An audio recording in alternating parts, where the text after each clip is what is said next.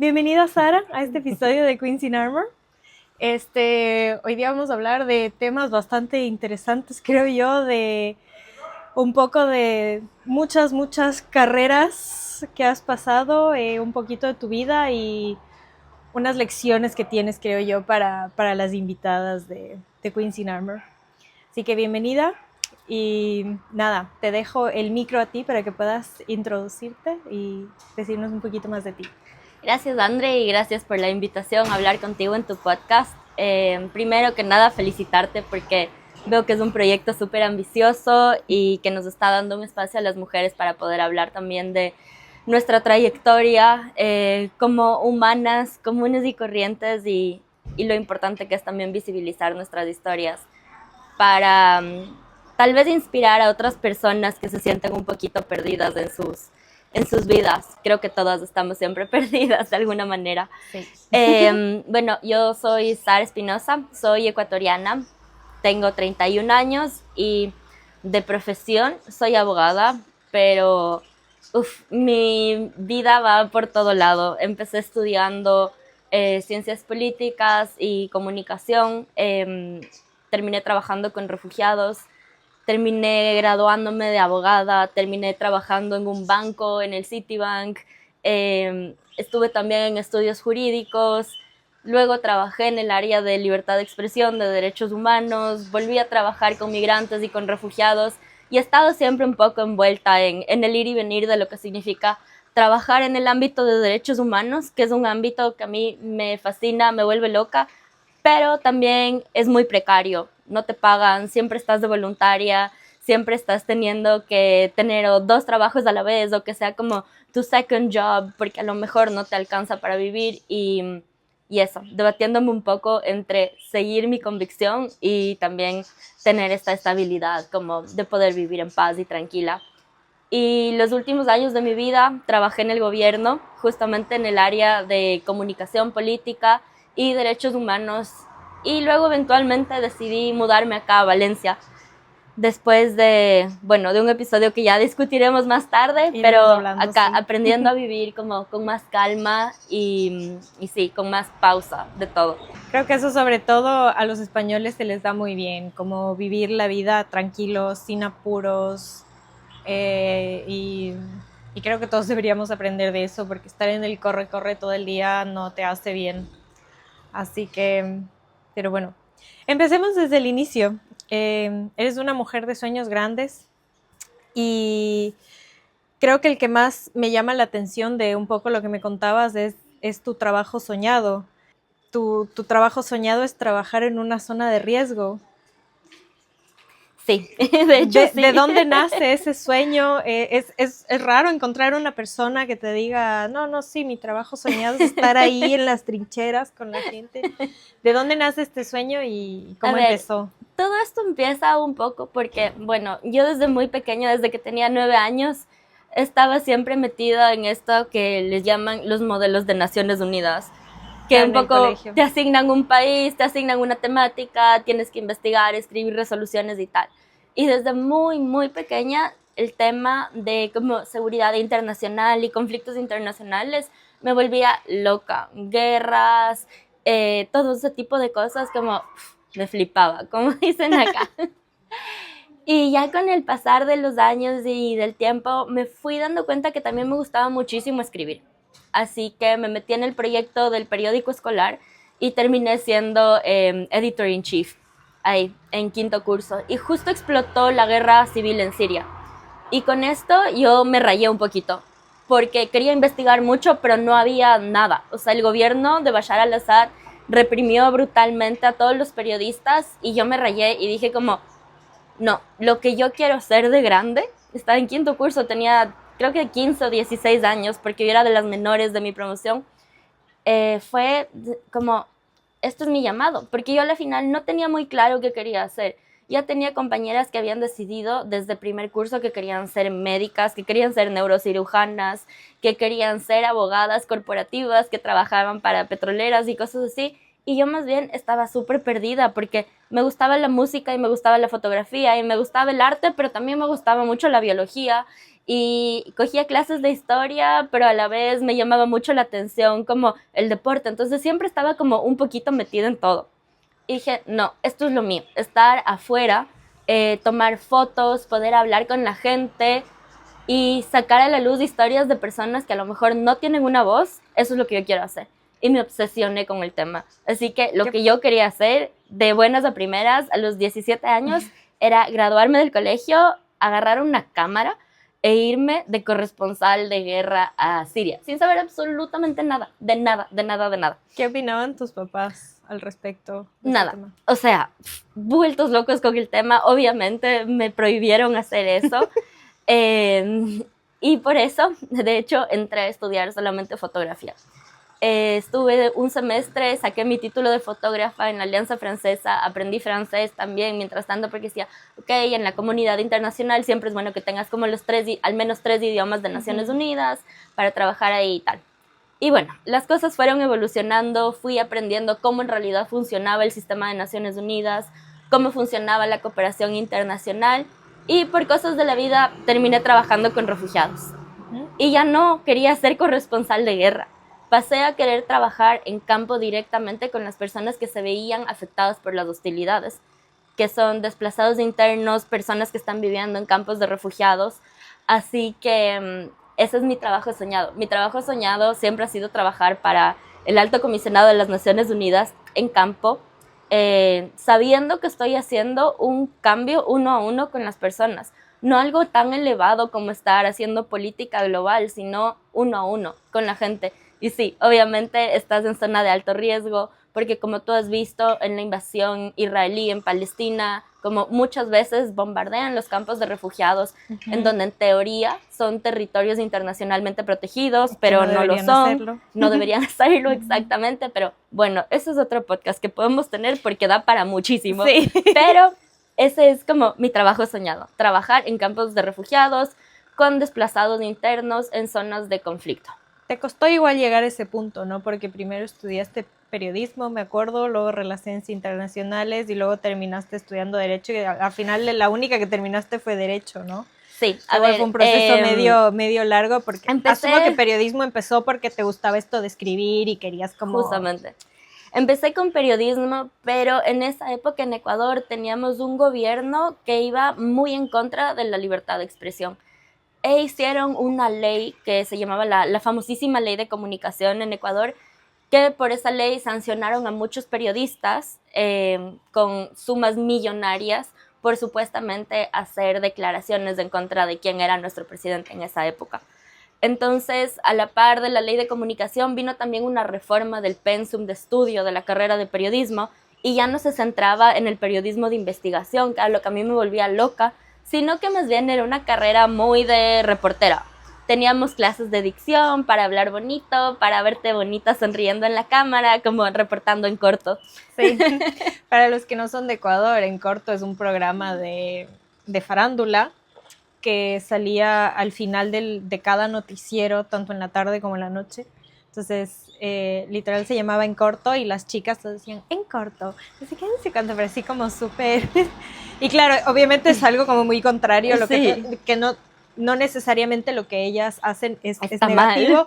Pero es muy contrario a lo que yo quería hacer, exacto. Claro.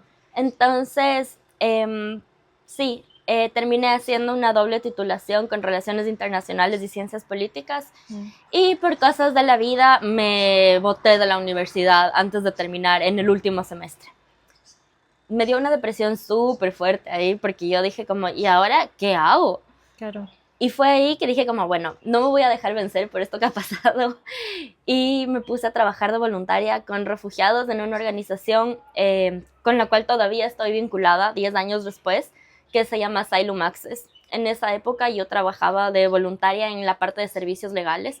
Entonces les ayudaba a las personas que eran solicitantes de refugio, asilo en Ecuador, a llenar todos sus documentos legales, a completar todo lo que significa el proceso legal para poder solicitar la condición, el estatus migratorio de asilado, de refugiado en otro país.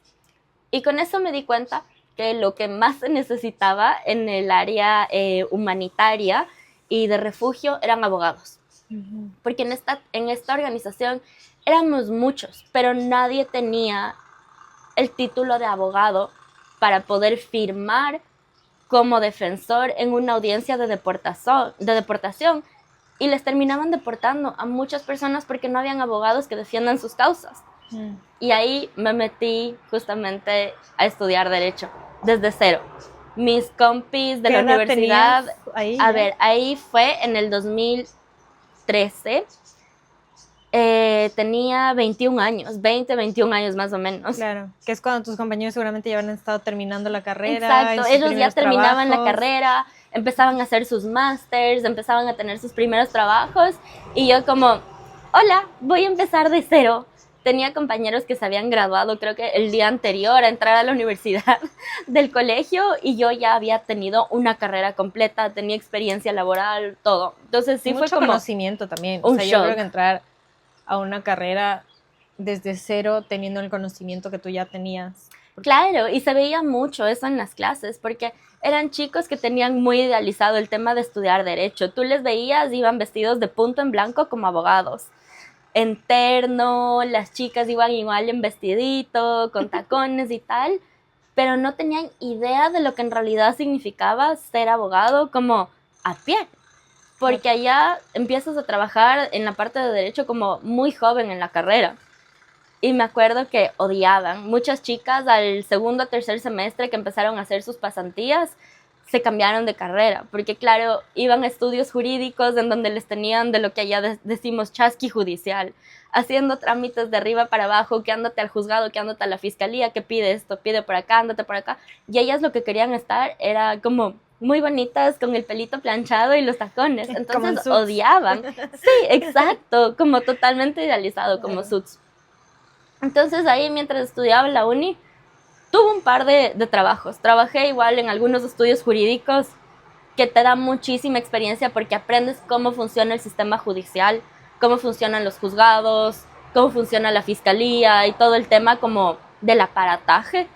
Entonces, sí, esa fue un poco como mi carrera de estudiante de Derecho, porque claro, ya no era una niña recién graduada del colegio, sino que ya había estudiado 4 años de universidad, y además como tenía experiencia laboral. Claro. Había trabajado con refugiados, había trabajado en estudios jurídicos, luego terminé trabajando de paralegal en el Citibank, que fue una experiencia alucinante, porque además la cultura como organizacional y el ambiente laboral en el Citibank era hermoso. Hacían eventos, hicieron, me acuerdo, Masterchef, hacían concursos de baile y cosas así. Entonces fue de verdad muy enriquecedor. Y por cosas de la vida volví a trabajar en el ámbito de derechos humanos. Me quemé, pero así completamente quemada, porque fue justo la época del secuestro y el asesinato de los 3 periodistas del diario El Comercio. Esto que pasó en Ecuador fue súper heavy, porque un frente de las FARC, un frente disidente que se llama el Frente Oliver Sinisterra, le secuestró a un equipo periodístico del diario El Comercio, que es uno de los diarios de mayor circulación en el Ecuador, y les tuvieron secuestrados, no me acuerdo exactamente cuánto tiempo, pero intentaron negociar con el gobierno, mandaban pruebas de vida y querían que el gobierno a cambio les entregue a algunas personas que eran parte del frente de las FARC a cambio de la vida de los periodistas. Y básicamente lo que pasó es que todos los ecuatorianos vimos en vivo la ejecución de los 3 periodistas.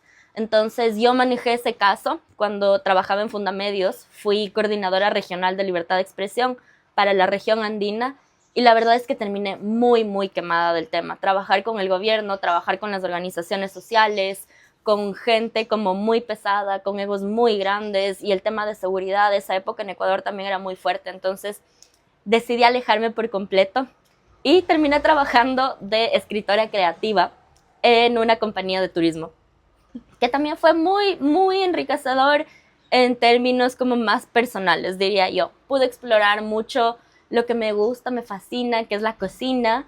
Estaba a cargo de una de las cuentas de esta compañía de turismo, que era un restaurante. Me iba de viaje a los hoteles, podía experimentar todo. Entonces estuvo súper bien. Luego vino la pandemia, nos despidieron a todos, Obviamente lo que primero se corta son los gastos de publicidad, así que todo mi departamento como chao. Y estuve mucho tiempo sin trabajo. Y como me fascina cocinar, decidí ofrecerme de voluntaria a una amiga que tiene una panadería / restaurante que se llama María la Panadería. Y terminé trabajando ahí mucho tiempo, casi un año entero. Terminé de chef Por lo visto pastelera. no puedes estar quieta. No puedo estar quieta. Porque yo pienso en mí y en cómo fue mi experiencia en la pandemia. Yo también me quedé sin empleo y fue como, ok, me quedo en mi casa, paso con mi perro. No. O sea, como yo puedo hacer vida de casa. No. Pero tú, por lo que me cuentas, tú no puedes.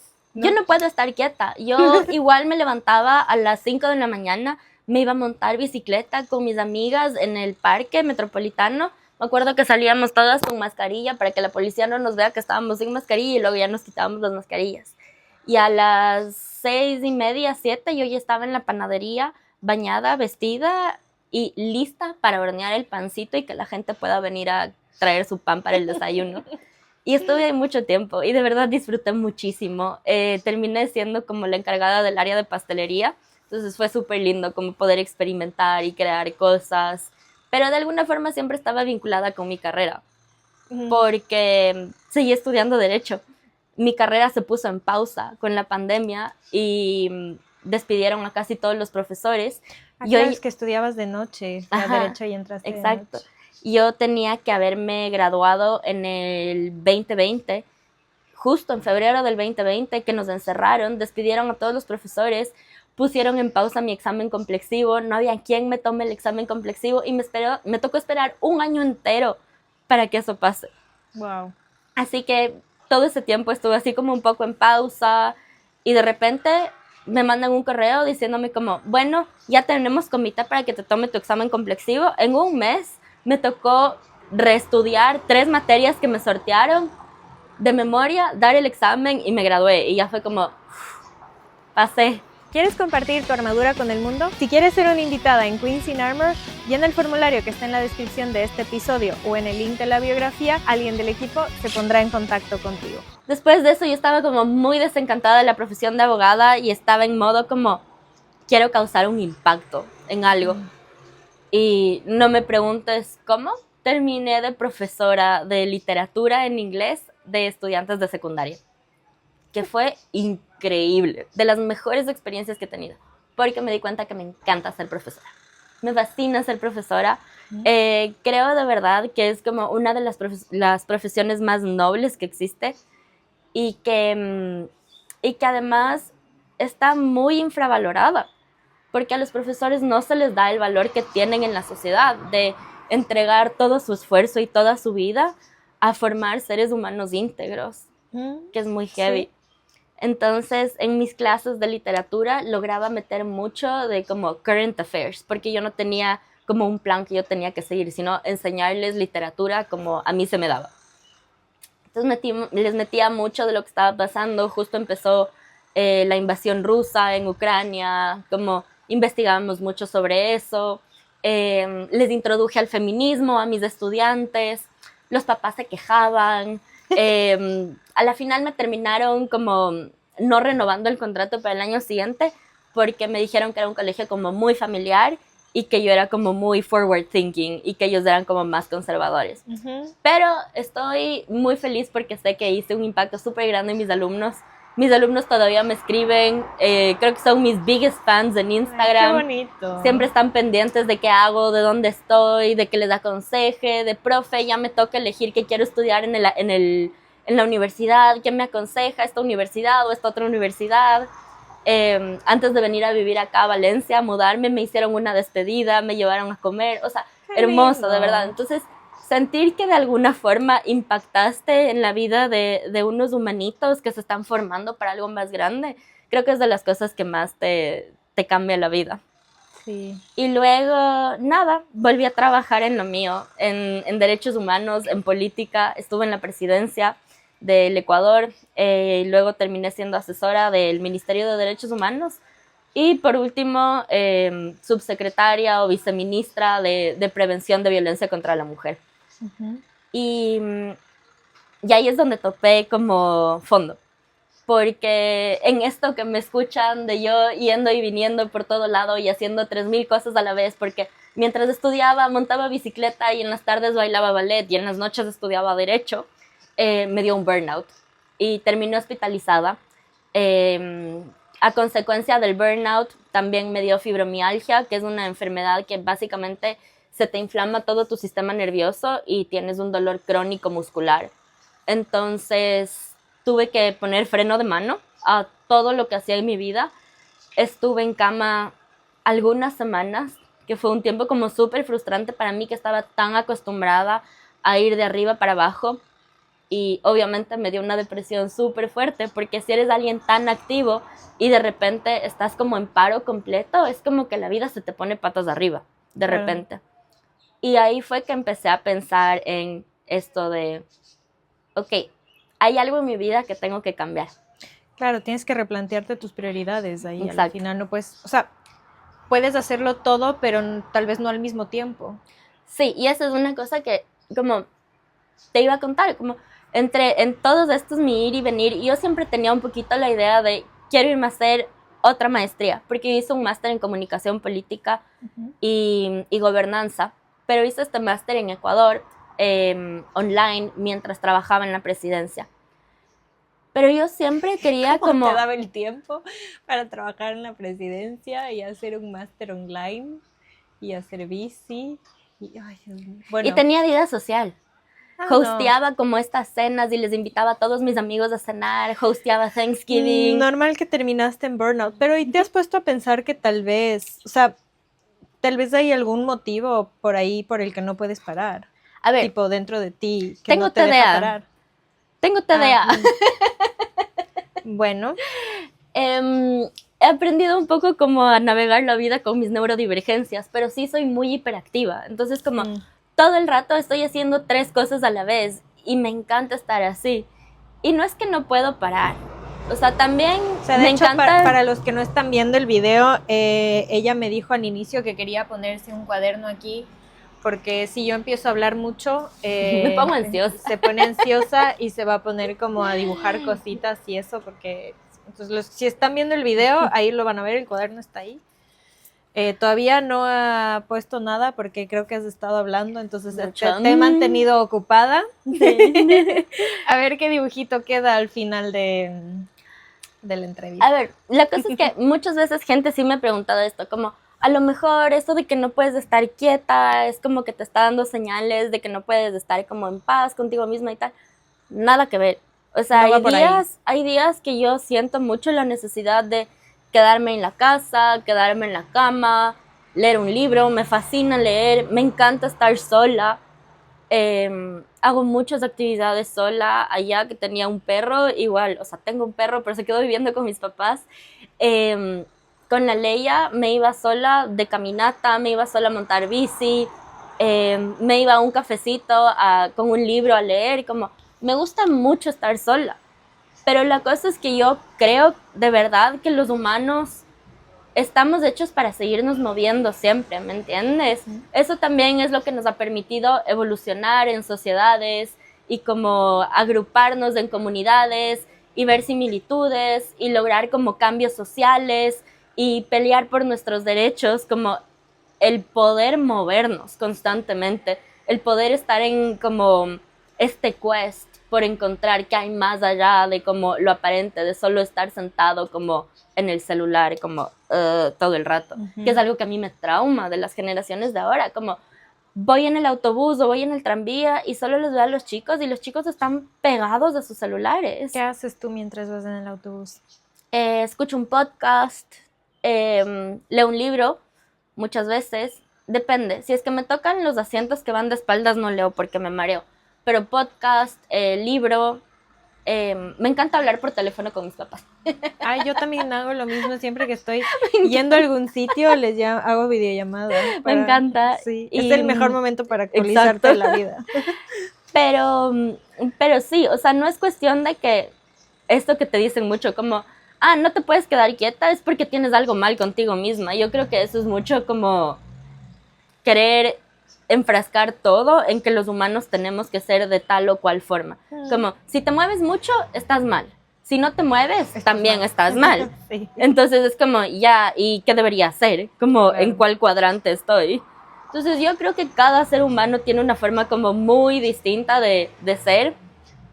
Para mí lo que más me funciona es esto, como tener una rutina a tope y no es que necesito ser hiperproductiva o que me siento enferma cuando no soy hiperproductiva. Sí me ha tocado aprender como a bajar las revoluciones, pero sí creo que es algo mucho de mi personalidad, como estar muy a tope en todo y como ser muy proactiva y resolutiva, más que como solo hacer las cosas por hacer, ¿me entiendes?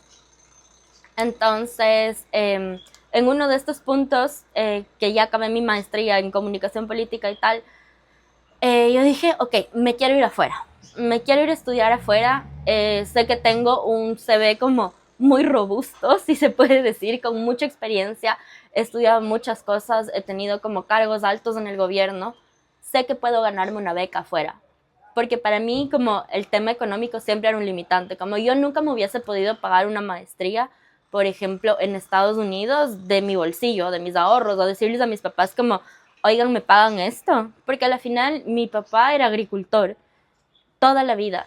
Y tú sabes, la agricultura en Ecuador como roller coaster, el precio de la leche bajaba muchísimo, traían papas de contrabando de Colombia, como al diablo la cosecha, entonces siempre era un roller coaster.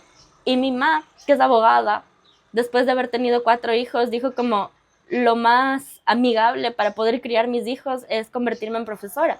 Y mi mamá daba clases de historia toda su vida, entonces como no es que yo podía ir donde mis papás y decirles, bueno, me dan $200,000 para irme a hacer una maestría en Yale, que siempre era mi sueño. No importa si nos estás escuchando en Spotify, Apple o YouTube. Si te está gustando este episodio, dale a seguir o suscríbete en el canal. Eso nos va a ayudar a traer más invitadas y a tener más episodios de Queens in Armor. De más grande, creo haber tenido unos 29, 30 más o menos, empecé a navegar esta idea de, ok, me quiero ir a hacer una maestría afuera, ¿cómo lo logro? Entonces, aparte de yo ir ahorrando mes a mes como de manera súper metódica, decidí ir donde esta señora, mujer, que se llamaba Jenny, no me acuerdo su apellido, pero bueno, me recomendó una amiga. Ella fue su coach, le ayudó como en todo su proceso para estudiar y aplicar a la beca Chevening, que es una beca que te da el gobierno del Reino Unido en América Latina y te paga como todo el proceso educativo allá. Entonces, mi amiga María Gracia, de quien además estoy súper orgullosa porque ha logrado cosas increíbles desde que se ganó su beca, me recomendó ir donde ella. Y la verdad es que para mí la sesión con esta señora me cayó como un baldazo de agua. Y ahora viéndolo en retrospectiva, digo como, a lo mejor esta ha sido de como las cosas que más me han ayudado en la vida. Porque después de contarle todo lo que más o menos les acabo de contar ahorita, lo que ella me dijo fue como, tienes que elegir. No puedes tener todo en la vida. No puedes tener como la pareja perfecta y la relación perfecta y además querer ser mamá y además querer tener una carrera como en la cooperación internacional y además querer seguir estudiando como, y dentro de todo eso tampoco puedes seguir teniendo tantos hobbies, como tienes que elegir las cosas. Entonces eso me cayó como baldazo de agua y dije como, aquí no vuelvo. Aquí no vuelvo porque yo vine para que me coachee de cómo llegar a donde yo quiero estar. No para que me diga que no puedo. Que dejes de hacer cosas. Exacto. Entonces corté eso.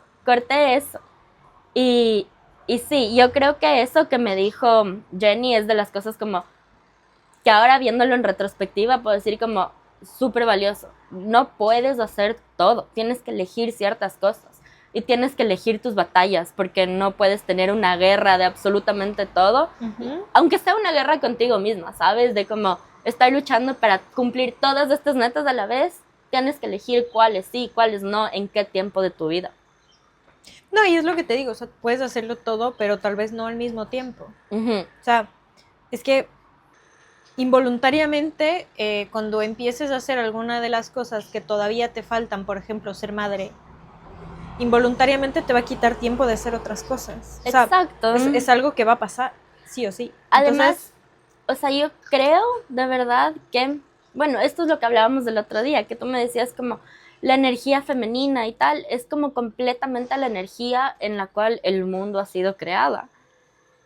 Entonces, como es de eso, también como dar un pasito hacia atrás y aceptar que a veces solo no tienes ganas de levantarte de la cama y que eso no está mal, pero no significa que no vayas a poder cumplir tu meta eventualmente. Así es. Pero sí es como ser más introspectivas, como con nosotras mismas y decir, ok, esta meta que tengo a largo plazo me va a costar todo esto y en el corto mediano plazo tengo todas estas otras, pero no puedo hacer todo a la vez. Entonces tienes que ir como compensando y cumpliendo y no castigándote a ti misma si es que no puedes lograr las cosas, porque algo que me pasa mucho a mí es que soy súper dura conmigo misma, pero súper dura, súper crítica, y si es que algo no me sale como yo esperaba o como había planificado, como de verdad me castigo, así como, no, hoy día no voy a leer, hoy día solamente me voy a enfocar en mandar aplicaciones para trabajos, porque no me salió el trabajo que yo quería que me salga.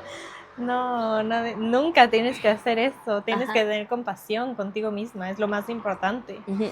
Sobre todo para poder llegar lejos es súper importante. Sí. O sea, eso que dicen de no te hables a ti mismo como no dejarías que otra persona te hable.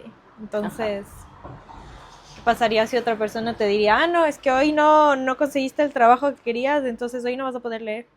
Pero es que es súper fuerte, porque siento que la cultura occidental también está como un poco basada o creada en como un sistema de recompensas, ¿sabes? Obvio. Que esto total. es algo que me contaba una amiga mía, mi mejor amiga Belén, que vivió como 5 años en Berlín.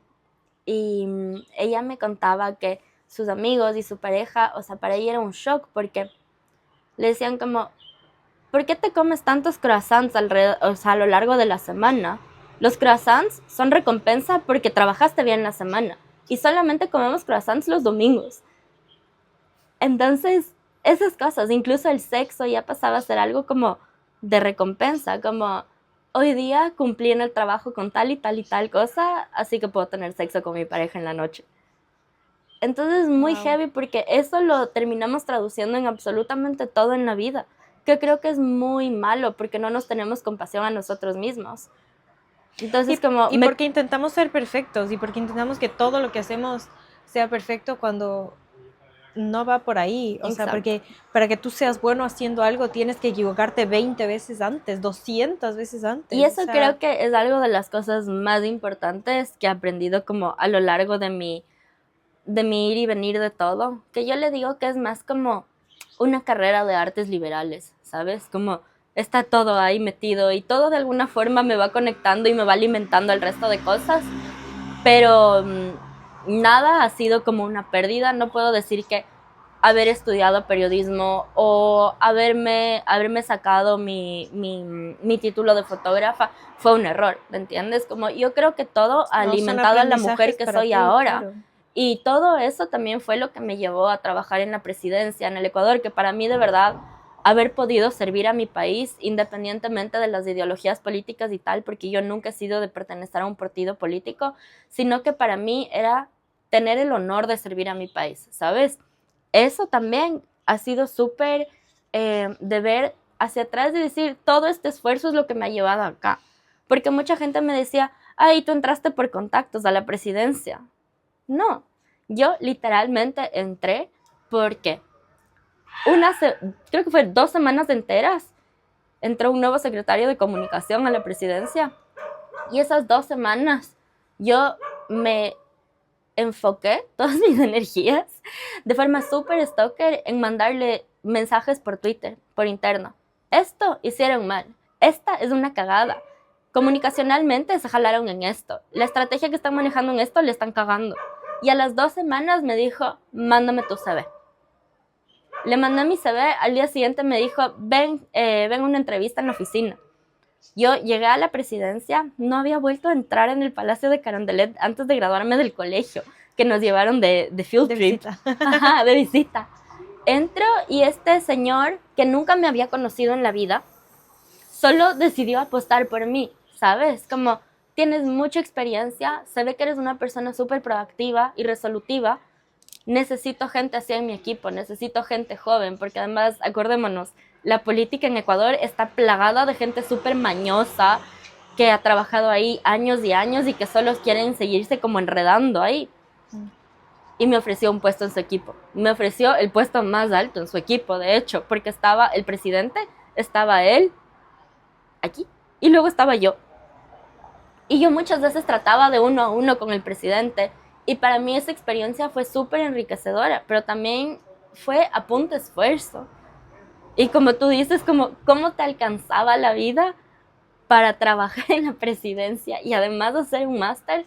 No tengo idea, no tengo idea. Es que, ¿sabes? O sea, yo lo que siento cuando te escucho hablando, o sea, primero que eres muy apasionada de todo lo que has hecho, que es decir, tú todo lo que has hecho lo has hecho con el corazón y has hecho cosas que tú has querido y que tú lo has sentido así. Y yo creo que mucha gente, claro, no se trata de que ahora tú estás diciéndole a la gente, ay, sí, todos deberían querer trabajar en la presidencia. No va por ahí, va el hecho de que ella quería eso y ella hizo todo, o sea, tú hiciste todo lo que tú querías y toda meta que tú te propusiste, de alguna u otra forma la lograste porque te lo plantaste entre ceja y ceja y fue como, ok, vamos y voy al 100. Entonces, ese mensaje yo creo que es importante para todo el mundo, tipo, oye, quieres hacer algo y más que nada yo creo es replantearse el por qué queremos las cosas. Yo creo que eso es muy importante, sobre todo nosotros los millennials que crecimos en una sociedad en la que nuestros papás nos decían, ay, no, sí, si estudias y sacas buenas notas, vas a tener un buen trabajo y vas a tener un buen jefe y vas a estar en tu trabajito, godín, 20 años o 30 años en la misma empresa y vas a ir subiendo y es que eso ya no funciona, empezando por ahí, que para nosotros eso ha sido como el mayor, como, o sea, nos rompió el cerebro y nos rompió 100%. cualquier visión de futuro que los millennials podíamos haber tenido, es eso, o sea, y yo respeto mucho todos los cambios que tú te atreviste a hacer, porque yo también en mi momento me he replanteado durante mi carrera muchísimas veces muchas cosas, pero yo nunca me atreví a hacer el cambio.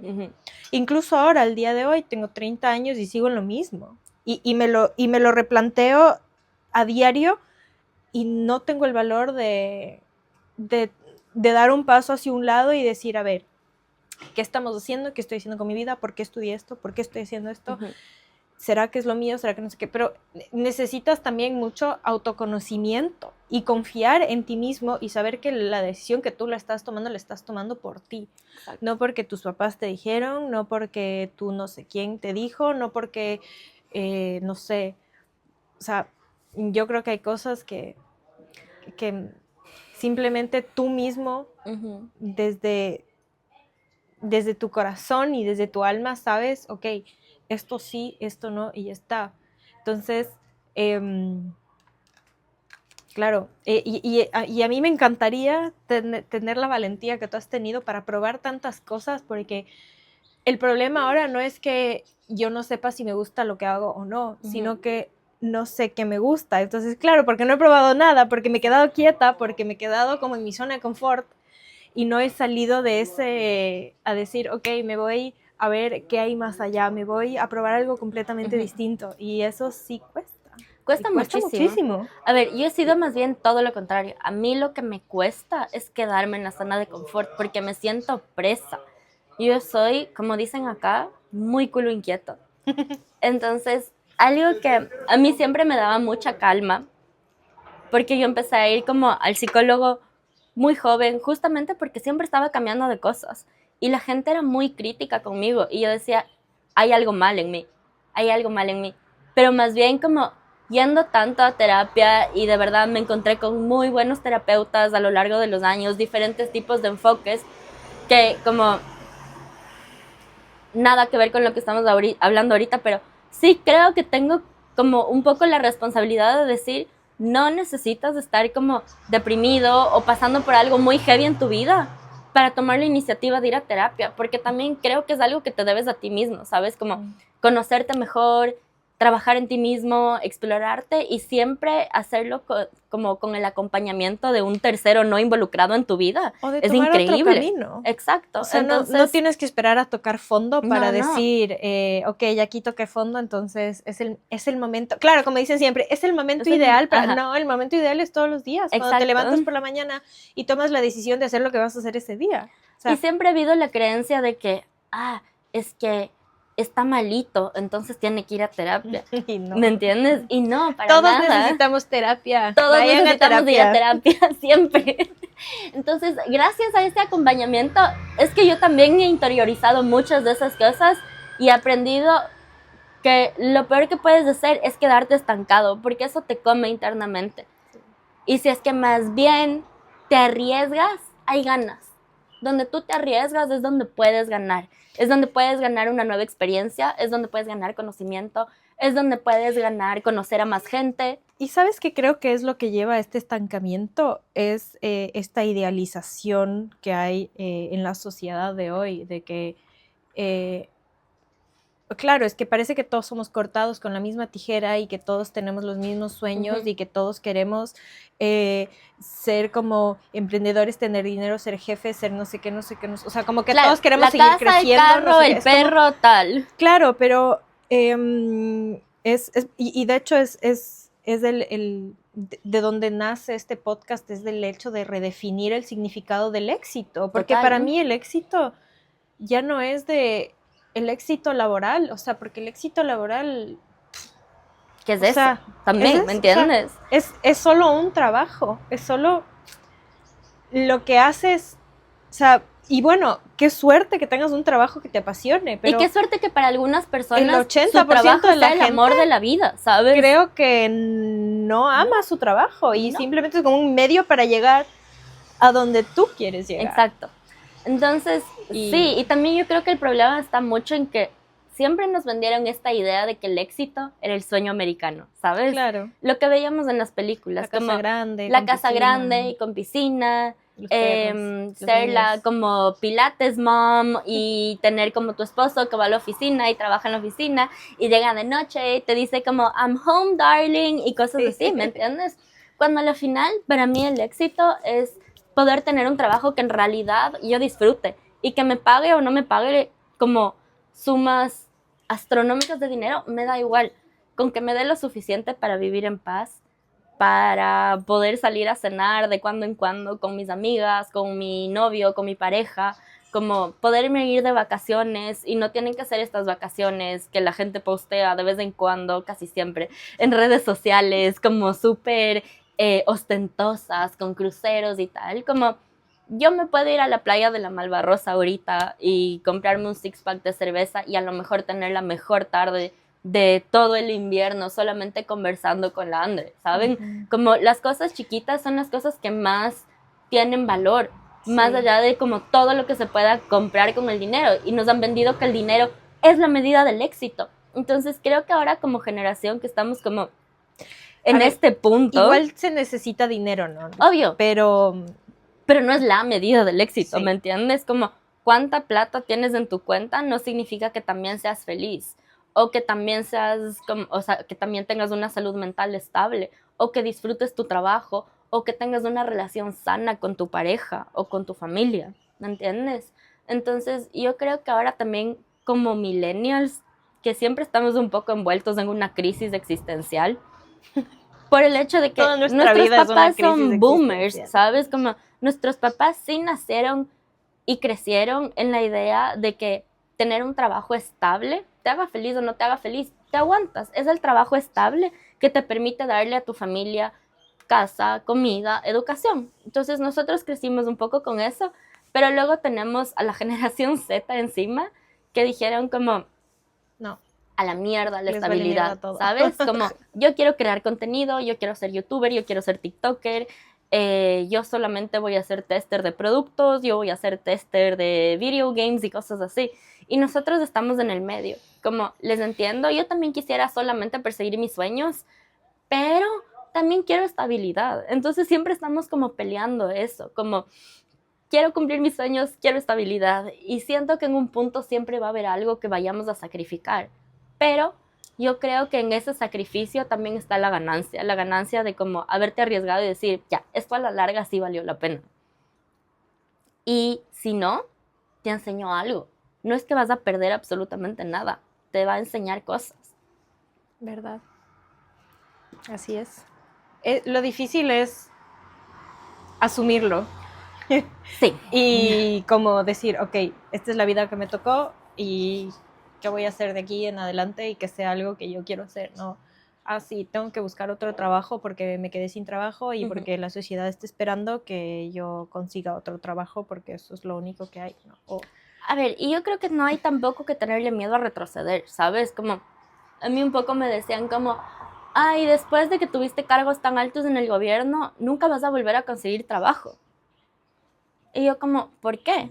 No, porque ya tuviste como a donde se puede llegar. O sea, de ahí lo próximo que podría hacer es como presidenta. Y es como, no, no es verdad. Yo no tengo miedo de retroceder. Por ejemplo, ahorita que vine acá a Valencia, que estoy terminando mi máster y que me estoy planteando hacer un doctorado, digo, ok, ¿cómo me voy a financiar eso del doctorado? Porque claro, yo vine con ahorros y los ahorros se acaban. ¿Cómo me voy a financiar eso de hacer un doctorado y a la vez poder seguir como viviendo en paz? A mí la verdad es que no me da ningún miedo de ponerme a trabajar de camarera. Como yo no tengo vergüenza de eso, no sé por qué la gente cree que es como retroceder, sino que son como caminos necesarios o para llegar pasos a tu meta necesarios final. para llegar a tu meta final. Y no es que significa que estás retrocediendo o que estás involucionando. Estás haciendo lo que necesitas hacer para llegar a donde tú quieras y vivir. Exacto, vivir. ¿Algún último consejo que quieras darle a esas mujeres que estén pasando por una crisis, que toda su vida sea una crisis? Bueno, primero, a ver, hay algo que he leído algunas veces como en el internet, que en realidad no sé quién escribió, pero es un quote que dice algo como, enamorarte de alguien es volverte a enamorar cientos de veces en las diferentes versiones que esa persona va a tener a lo largo de su vida. Y es eso, enamórense de ustedes mismas en los cientos de versiones que van a tener. En la versión que quiere quedarse sentada en la casa pensando, en la versión que quiere salir con sus amigas a comer pasta y a tomarse un vinito, en la versión que quiere poner freno de mano a su carrera y a lo mejor probar algo nuevo, en la versión que quiere salir a la naturaleza y descubrir, como enamórense de ustedes mismas en todas sus versiones y no tengan miedo de arriesgarse, de salir de la zona de confort, porque en la zona de confort estás como cómoda, justamente, en confort, pero no estás creciendo. Y salir de la zona de confort cuesta muchísimo. Y crecer duele mucho en diversas formas, pero no tengan miedo de eso porque haberse arriesgado, haber salido de esa zonita de confort es lo que va a llevarles a ser esto que dicen de una mejor versión de ti, como una versión distinta de ti, que a lo mejor no sea mejor ni peor, pero una versión distinta, que ciertamente te va a traer como muchísimo enriquecimiento a tu vida. Yo sé que estabas hablando allá, pero siento como que me estuvieras hablando a mí directamente. Sí. Así que, bueno, muchas gracias. Han sido unas palabras muy bonitas y creo que hemos aprendido muchísimo de ti hoy. Muchas gracias por invitarme. Y bueno, eso es todo. Gracias. Chicas, sigan sus sueños. Sigan sus sueños. Me encanta. Salud. I'm not a nice girl.